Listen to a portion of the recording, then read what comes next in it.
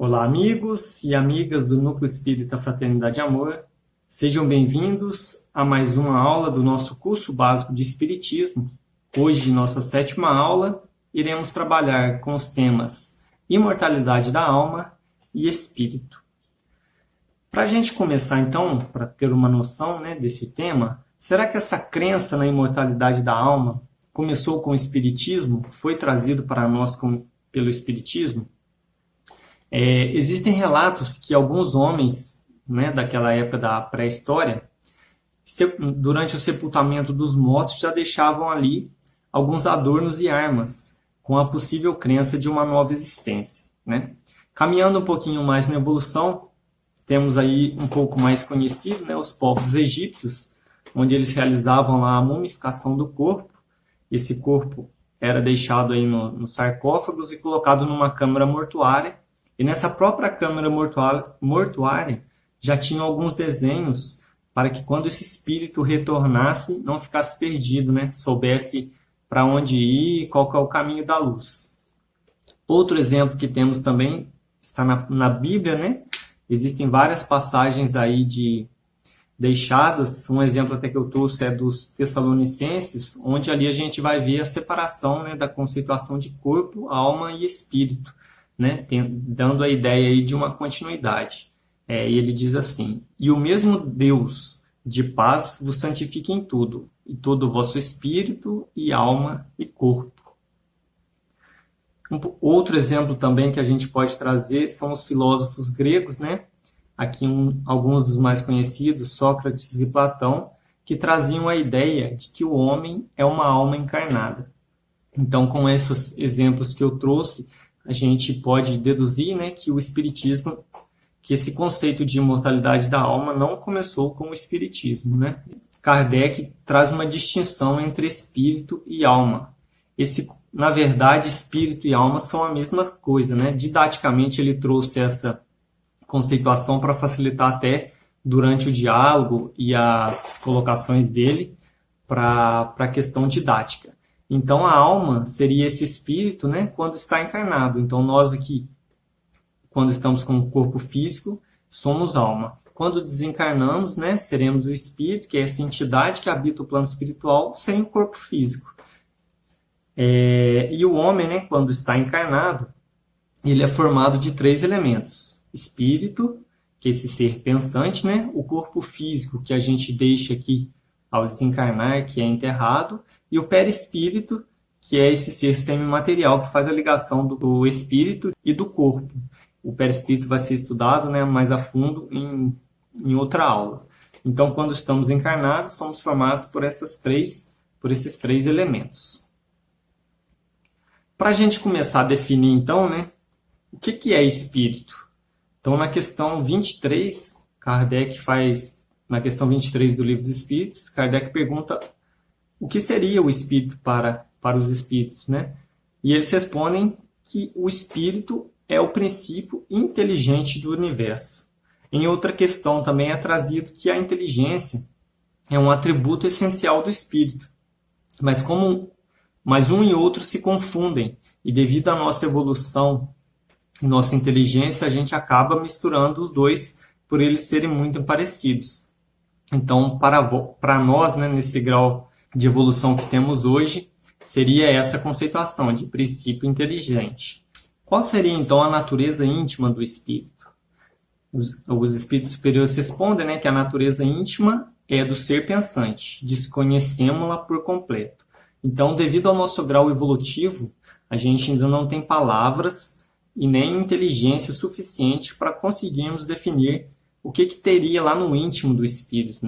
Assim como na aula anterior, esse mesmo caso acontece com Deus, Nossa inteligência ainda não nos permite a definição completa de Deus. Então, para nós, o espírito seria o princípio inteligente, e a sua natureza íntima é de um ser pensante. Não temos capacidade de definir mais a fundo. Outra dúvida que gere, o espírito já existia ou foi criado em algum momento, Então, os espíritos respondem que os espíritos são criação de Deus, Então, Deus é a inteligência suprema e a causa primária de todas as coisas. Ninguém criou Deus, né? Ele já existia. Se os espíritos também assim o fossem, também seriam deuses. Então, os espíritos foram criados por Deus e nos é trazido que não é possível saber quando e nem como acontece essa criação. Porque Deus jamais deixa de criar, ele continua trabalhando, né? Até Jesus traz uma frase bem conhecida: meu Pai trabalha até hoje e eu trabalho também. Então, nesse momento, né, estão sendo criados novos espíritos e Deus nunca para de criar. Então, não nos foi trazido, né, essa definição de como e quando acontece essa criação. E outra questão, né, já que perguntamos no início, será que teremos fim? Que retornaremos para um todo de algum lugar ou somos imortais, né? Os espíritos não têm fim, né? Então todos nascemos ali simples e ignorantes, né? Conforme a lei divina, nascemos simples e ignorantes e através das encarnações e desencarnes vamos progredindo, corrigindo ali, né, nossos defeitos, evoluindo moral e intelectualmente até adquirirmos a perfeição relativa e chegarmos lá ao estágio máximo, né, sendo espíritos puros. Falando dessa evolução, na questão número 100 do Livro dos Espíritos, começa, né, a tratar dessa escala evolutiva dos espíritos, né? Então, nos é trazido que são 3 ordens de espírito, sendo a terceira espíritos imperfeitos, a segunda ordem espíritos bons e a primeira ordem espíritos puros.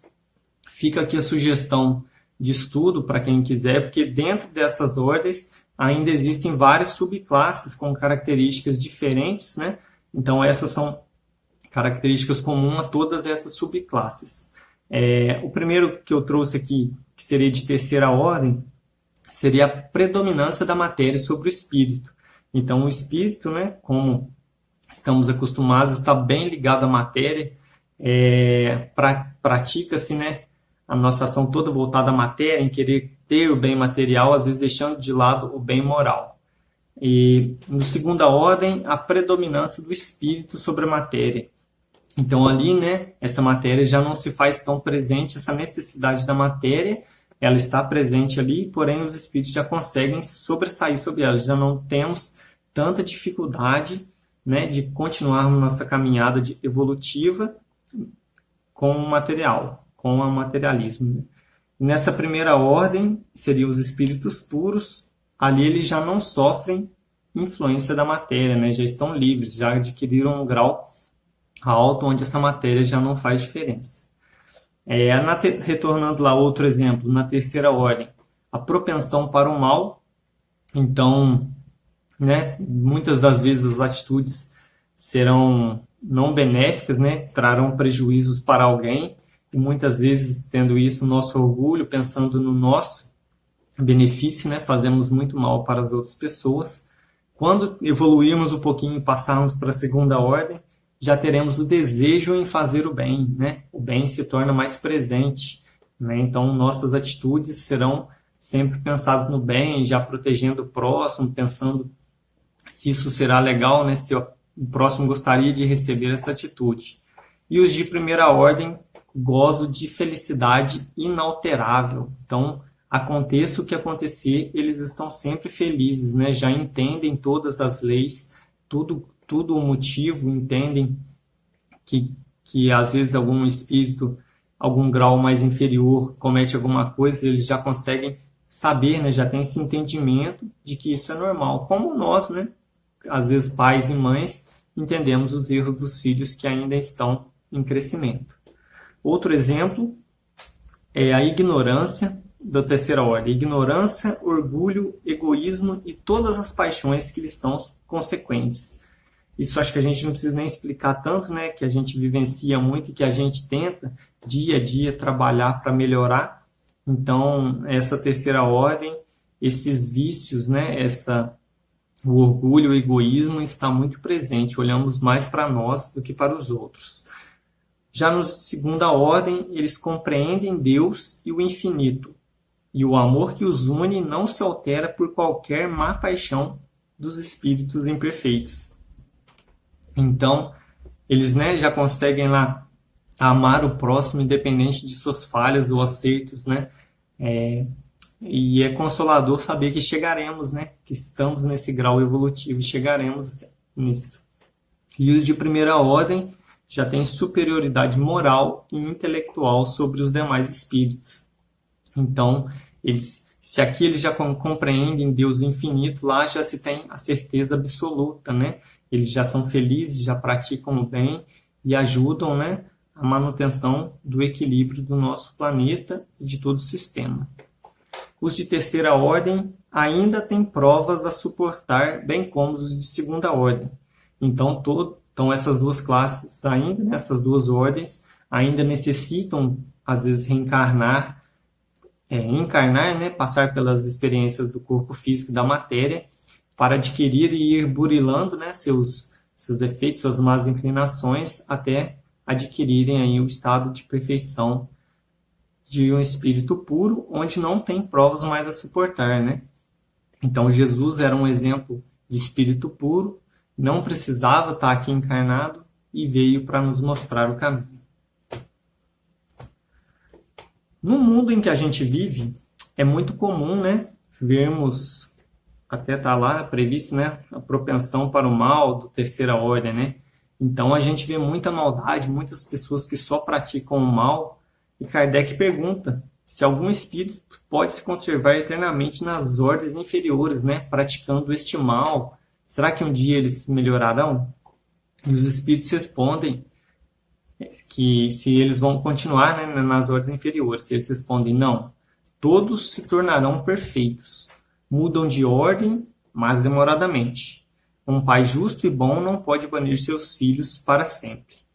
Como é consolador isso, né? Saber que apesar de vermos aí pessoas totalmente arraigadas pelo mal, que só praticam o mal, todos se tornarão perfeitos, né? Todos chegaremos ao mesmo final, todos temos o mesmo limite. A única coisa que diferencia é a vontade, né? A força de cada um na prática do bem, de se melhorar, de ir combatendo suas más inclinações. E outra parte que eu achei bacana aqui é que um pai justo e bom não pode banir seus filhos para sempre.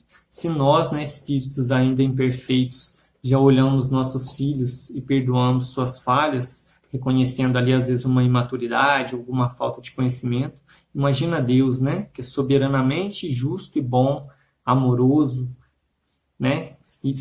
Seria justo ele fazer isso com um filho, né, que às vezes está lá ainda com dificuldades? Então, achei muito consolador isso. E outra pergunta que ele traz, né? Se existe algum exemplo para a gente seguir, qual que é o caminho que eu devo seguir para conseguir adquirir essa perfeição mais rápido? Tem algum exemplo? O que eu posso fazer? E o tipo mais perfeito oferecido por Deus para nós, como modelo e guia, é Jesus. Como eu disse, né? Jesus faz parte, né, dos espíritos puros, está lá na primeira ordem, não tem provas a suportar, né? Não tem necessidade de encarnar, resolveu vir, né, encarnar nesse corpo físico para nos mostrar o caminho, a verdadeira, como se viver nesse mundo, como praticar o amor. E o exemplo que ele nos deixou fala mais que as palavras, né?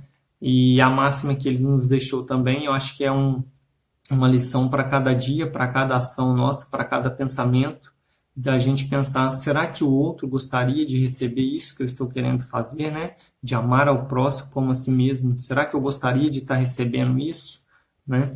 E outra coisa é sempre colocar Jesus, né? O que Jesus faria no meu lugar? Será que essa atitude que eu estou querendo fazer, Jesus também tomaria, né? Se em caso negativo, que a gente consiga mudar.